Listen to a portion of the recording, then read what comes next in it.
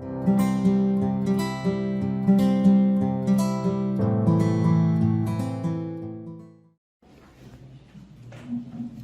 dia, gente.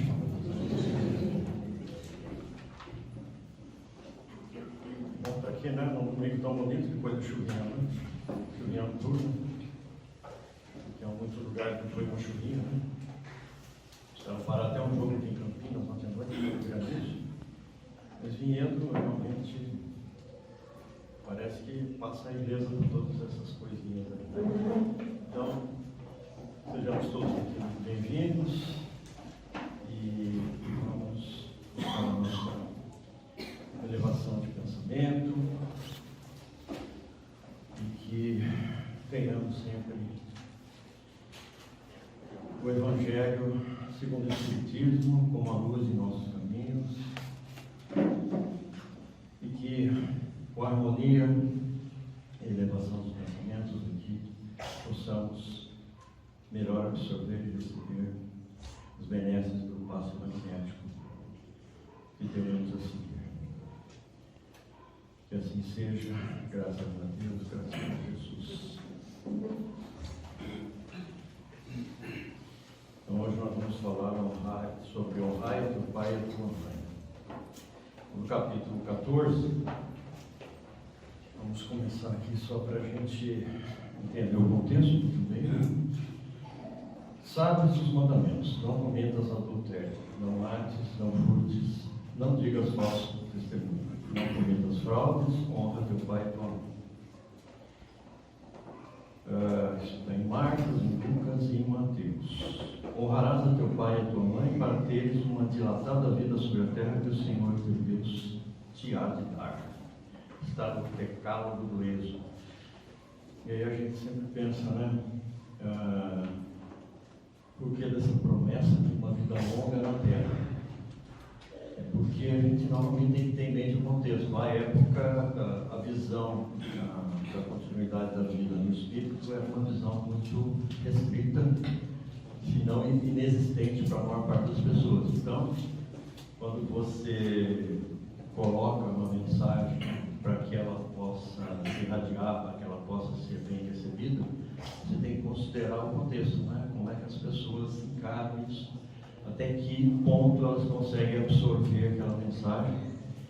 Então, provavelmente uma promessa de uma vida espiritual melhor não ressoaria muito bem, porque a maior parte das pessoas não entenderia, né?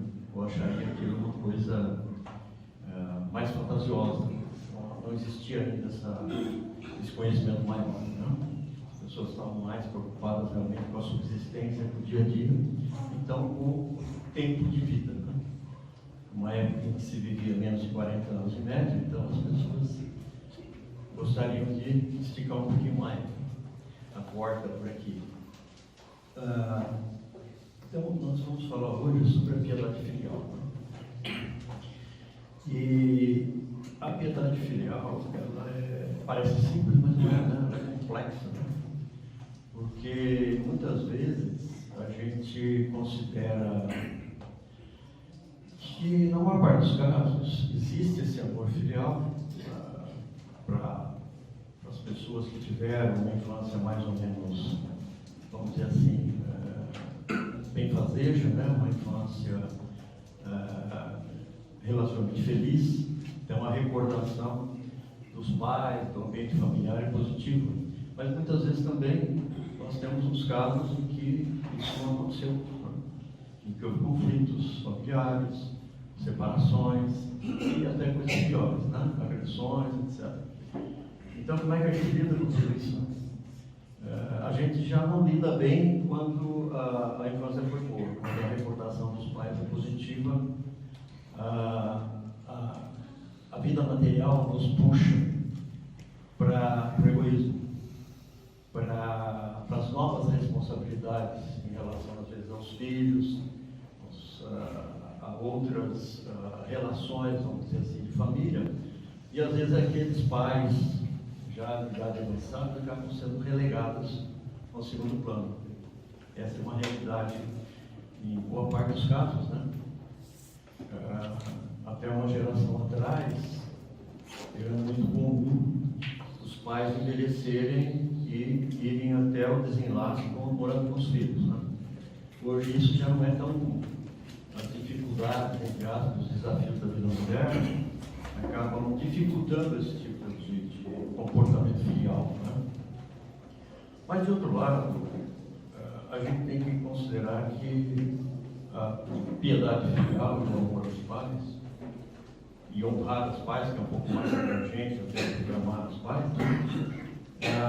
não se restringe longe disso ao aspecto material, né? Do apoio material, que deve, claro, deve existir sempre que necessário, né? Mas precisamos, para completar o capítulo do Evangelho, né, juntar a esse apoio material, nós precisamos juntar também o quê? O respeito, o carinho, a emoção e aquela aproximação, que nem sempre pode ser física, mas ela tem que ser emocional, ela tem que ser psicológica, ela tem que fazer com que nossos pais se sintam acolhidos, se sintam como parte de nossas vidas ainda. Nós que fomos parte tão importante da vida dos nossos pais, a gente tem essa responsabilidade de fazer com que eles também se sintam parte de nossa vida, né? E isso inclui o carinho, né, emocional, o espiritual. Quem tem uma condição financeira melhor, mais favorecida, muitas vezes já acha que colocar o pai ou a mãe, ou ambos, né, numa casa de repouso, luxuosa, né, que a propósito pouca gente consegue bancar, né, porque aqui na nossa região, uma casa com um bom nível vai custar acima de 10 mil reais ao mês, né, para uma pessoa. Então, mas tem gente que tem essa condição. Vamos dizer, banca financeiramente essa verdade, mas por vezes se esquece que isso não é suficiente. Então coloca os pais lá e estou tranquilo. Meu pai está sendo bem cuidado, eu estou pagando bem, a casa tem uma referência, tem pessoas especializadas, e eu simplesmente esqueço dos meus pais lá. É muito comum acontecer isso. Então, ao invés de visitá-lo, a gente começa visitando semanalmente, depois passa para cada 2, 3 semanas, e quando se surpreende, passaram-se meses sem que a gente tenha visto nossos pais, tenha visitado, tenha interagido com eles, que é fundamental para o ser humano a interação, né? Principalmente a interação com as pessoas com quem temos sentimentos mais aprofundados de amor. E às vezes a gente se esquece disso completamente, né? Há uns anos atrás eu fui a um sepultamento de uma senhora que eu havia conhecido na minha adolescência, e enfim, tinha convivido com os filhos dela, com os primos dela, e eu não os via há muitos anos. E eu fiquei assim, estarrecido, porque eles conversando com os irmãos, né, eram 5 irmãos, e tinha um que não estava lá, que viajou, subiu, não sei, não se sabe. E eles conversando entre eles, comentavam: poxa vida, quanto tempo a gente não se vê, né? Faz quanto mesmo? Acho que 12 anos no meu caso. Eu não, acho que faz uns 8 anos que a gente não se vê. E a nossa mãe, quando nós viemos visitar? Não, eu ano passado estive com ela. Eu não, já faz uns 8, 9 anos. Eu fiquei meio assim, falei, puxa vida. E acontece, gente, mais amigo do que a gente imagina. Ou seja, no caso ela era uma viúva, né? Então, ela está bem. Ela está lá, tem a casinha dela, né? Se precisar a gente manda um dinheiro e pronto. Não é isso o amor filho, não é isso honrar pai e mãe, né? Porque ao amor a gente tem que juntar respeito, né? Também falta às vezes. E o respeito no sentido mais abrangente, não é aquele respeito de tomar a bênção, que nem se usa mais, né? Pedir a bênção dos pais, tá uma coisa que não se usa, né? Mas o respeito de senhor, senhora, tratar por senhor, senhora, né? ou coisa que vale. Isso é um respeito superficial, é uma coisa apenas demonstrativo, mas até certo ponto às vezes até ilusório. O respeito maior é o carinho, a atenção, né? Ouvir a pessoa. Difícil às vezes, porque muitas vezes as pessoas mais jovens estão em outra esfera de vida, estão em outro plano material, estão pensando na profissão, estão pensando nos próprios filhos, estão pensando em educação, estão pensando na aquisição de bens, estão pensando na viagem que vão fazer, estão pensando em diversas coisas nas quais não estão incluídos os pais. Não é que, eu vou viajar para levar meus pais, não é bem isso, mas é o foco, é o pensamento, é o respeito, é o carinho e é a boa vontade também às vezes, né? Quando teu pai e tua mãe começam a dizer coisas que já disseram várias vezes, né? Ter a paciência de ouvir. É normal isso, né? A gente, com a perda paulatina da memória, às vezes a gente esquece que já falou alguma coisa e repete às vezes várias vezes. Então é paciência, lembrar que nossa mãe e nosso pai tiveram muita paciência com a gente, né? Eu vi a gente repetir quando criança, não entendeu o que a gente falava, se esforçar para entender o que a gente queria, não é? Então tudo isso precisa estar na nossa mente e nos nossos corações, principalmente. No mundo moderno não é fácil. Eu não estou aqui subestimando o grau de dificuldade, mas que a gente tem que buscar isso. Nós temos que focar isso. Isso é inevitável, né? Para a nossa evolução espiritual, né? E aí nós temos o seguinte, até agora falamos de pais merecedores, né? Os pais que a gente tem uma boa interação, uma boa memória, um carinho quando nos lembramos da nossa vida em família, né, na infância, e aqueles que nós julgamos não merecedores do nosso carinho, porque foram pais agressivos ou nos abandonaram em algum momento, não deram atenção, não proporcionaram uma educação adequada. Então, não vou falar aqui de casos mais escabrosos, porque não, né? Mas a gente pode imaginar que existem também, infelizmente. E aí o que a gente faz nesses casos? Né? Nós precisamos lembrar, primeiramente, que os espíritos superiores nos lembram que os nossos pais são, a priori, responsáveis por nós estarmos aqui, né?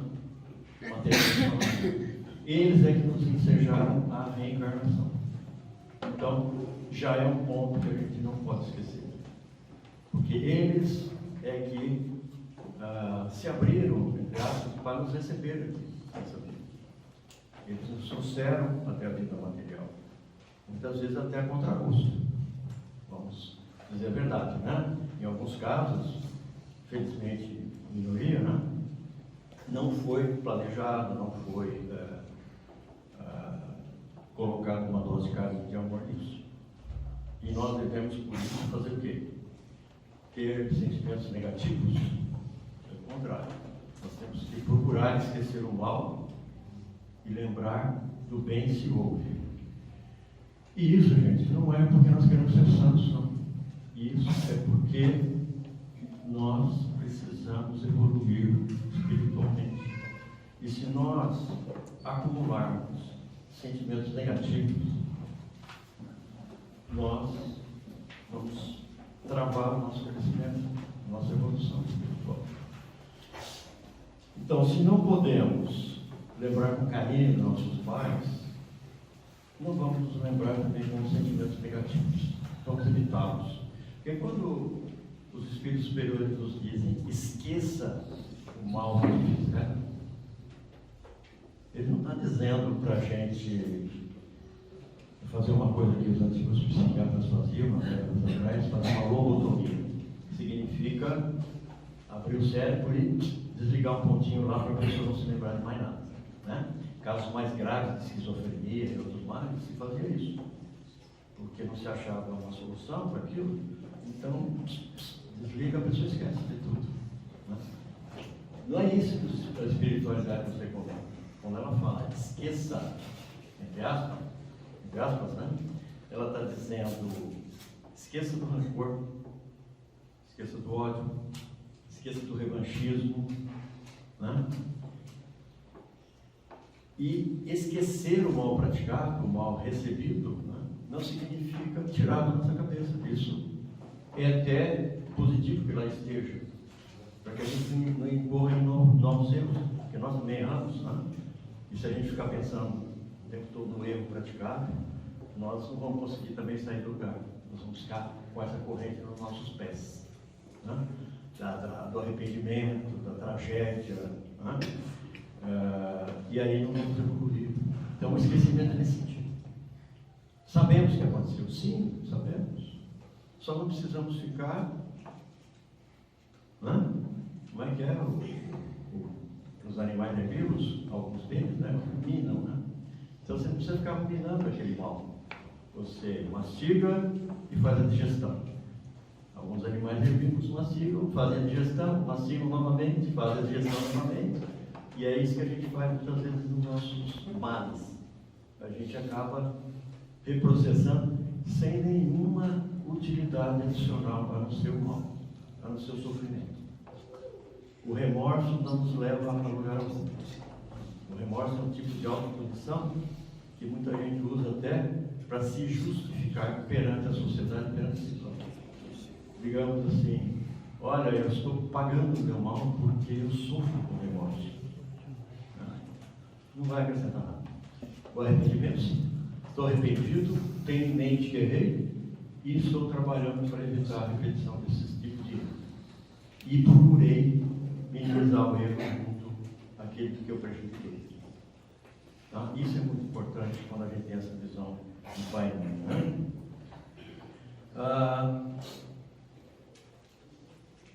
E aí a gente cai numa outra coisinha, né?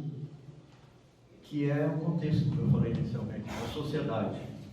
Então, muitas vezes, o ambiente onde vivemos, as pessoas com quem convivemos, em família ou fora, né, nos cobram, entre aspas, atitudes.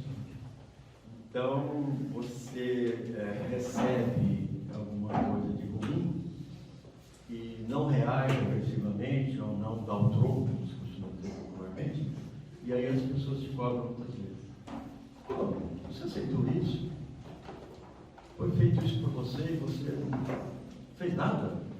Você não se ligou? Você não deu troco? Então é difícil esse contexto. Nós temos que saber reagir, né?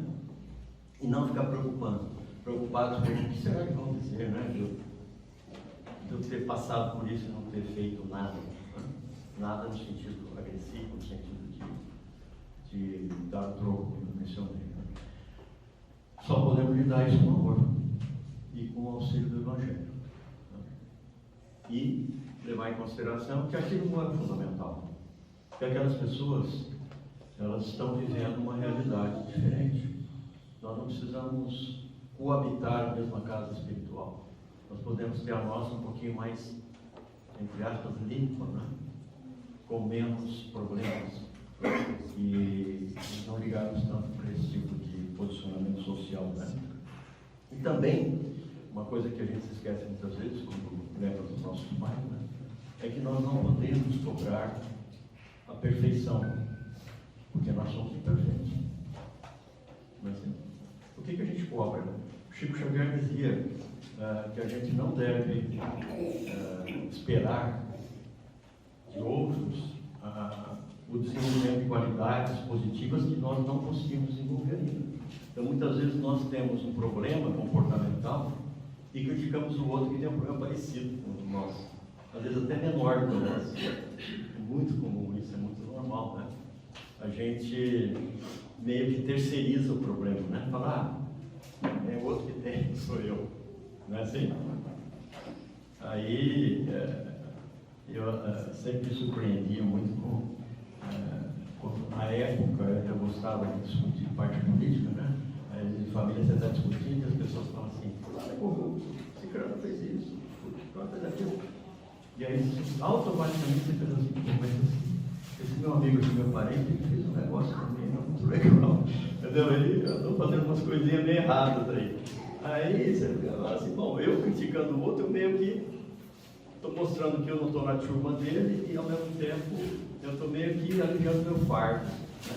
Que é uma inverdade, né? Que é uma ilusão. Então, também em relação aos nossos pais, né? Às vezes a gente está cometendo muitos erros que nossos pais cometeram, mas a gente não perdoa, não esquece os erros que nossos pais, nós julgamos que eles cometeram. Assim? E uma recomendação que eu acho importante, que a gente nem sempre tem na juventude, né? Quando os pais bem intencionados nos ensinam, vamos tentar aprender, vamos tentar prestar atenção para aqueles jovens que estão aqui, inclusive, né? Por quê? Porque a vida cotidiana não vai nos ensinar com o mesmo amor, com o mesmo carinho, com a mesma atenção dos nossos pais. Não vai tolerar, não vai ter o mesmo grau de tolerância para os nossos erros. Então é melhor, enquanto a gente está recebendo o amor, né? Aprendendo com o amor, como a gente diz no Espiritismo, né? Se puder evitar, é melhor do que aprender com a dor, né? E muitas vezes a gente não aprende com o amor dentro dos nossos lares, vai aprender com a dor fora dos nossos lares, né? Então isso eu acho que também é muito importante. E, assim como reflexão final, nós precisamos sempre estar atentos àqueles que são pais, né? Ao papel como pai e mãe. É fundamental. É muito e quando não como pai e mãe, como seres humanos, né? Não é assim? E uma referência boa, quando a gente olha para os nossos filhos ou para quem convive com a gente, qual era a minha expectativa em relação aos meus pais? Será que eu estou atendendo as expectativas dos meus filhos da mesma forma que eu esperava que eles atendessem as minhas? Não. Então, eu acho que isso, se a gente conseguir, né, de vez em quando lembrar disso daí, é fundamental, né? E, citando uma menção também do Evangelho, a gente não consegue amar a vida se não conseguirmos amar nossos pais, de alguma maneira. Temos que ter esse foco do amor. Não tem escapatória. Por mais dolorido que às vezes seja. Mas eu tenho muitas mágoas. Ok? Procure colocar o amor por cima disso. Procure colocar o amor à frente disso, melhor dizendo. Né? Porque por cima a gente às vezes desmascara, mas à frente não. Colocamos isso antes das mágoas, antes daquelas coisas negativas que nós pensamos. Bem, gente, não era isso. Muito obrigado aí pela atenção de vocês.